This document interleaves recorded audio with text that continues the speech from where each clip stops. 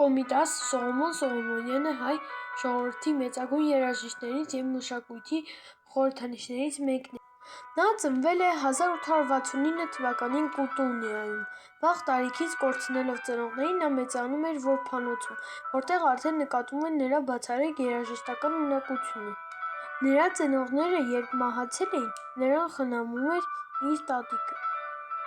Նրա կյանքում շրջադարձային պահեր էին, և նրան տեղափոխում են Էջմիածին Գևորգյան ճեմարան, որտեղ նա ստանում էր հոգևոր և երաժշտական կրթություն։ Այնտեղ նա ստանում է Կոմիտաս անունը։ Կոմիտասը ոչ միայն կոմպոզիտոր էր, այլ նաև մեծ հետազոտող։ Նա շրջում էր հայկական գյուղերով, լսում էր գրի էր առնում ժողովրդական երգերը, փրկելով դրանք կորստից։ Նրա աշխատանքների շնորհիվ պահպանվել էին հազարավոր հայկական ժողովրդական մեղեդիներ։ Նա կարողանում էր այդ պարզ ժողովրդական երգերը վերածել բարձրաշերտ երաժշտական ստեղծագործությունների, պահպանելով դրանց հոգին։ Նրա ստեղծագործություններում զգացվում է հայկական բնությունը։ Կոմիտասը ուսանել է նաև Եվրոպայում, Բեռլինում, որտեղ նա արժանանում էր միջազգային ճանաչման։ Սակայն, չնայած հաջողություններին, նա միշտ վերադառնում էր ժողովրդի մշակույթին ծառայելու նպատակով։ 1915 թվականին ցեղասպանությունը դառնում է նրա նոր կյանքի ողբերգական շրջադարձը։ Նա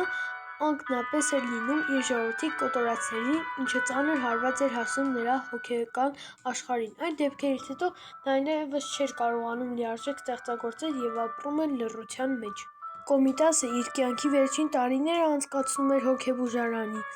Ֆրանսիայում։ Նա մահանում էր 1935 թվականին։ Այսօր Կոմիտասը համարվում է հայկական երաժշտության հիմնահույսը։ Նրա ժառանգությունը շարունակում է ապրել և ոգեշնչել սերունդներին։ Նա ունի շատ ժողովրդական երգեր՝